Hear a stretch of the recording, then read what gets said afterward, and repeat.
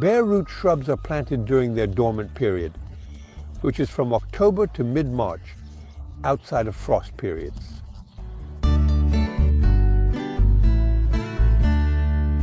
Shrubs sold as bare root are more advantageous because they are less expensive to purchase. They are also beneficial, for example, for planting a hedge in large numbers. But they are indeed also interesting for planting a single shrub.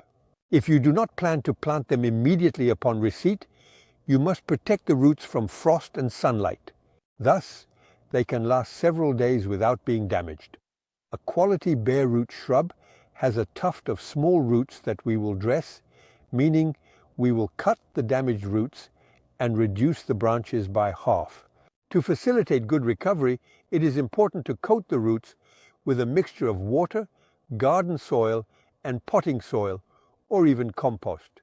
The goal is to create a sticky mixture that adheres to the roots, preventing them from drying out.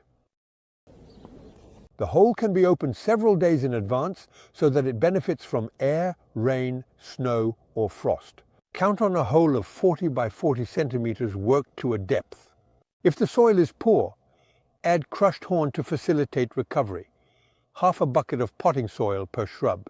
Position the roots at the bottom of the hole by spreading them over a small cone-shaped mound.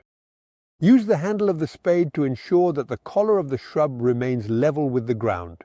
Add fine soil while gently shaking the shrub to fill the air pockets between the roots. Compact it while leaving a basin for watering. Water generously the first time, and to retain moisture, mulch the base with shredded wood chips or any other mulch such as straw or hemp.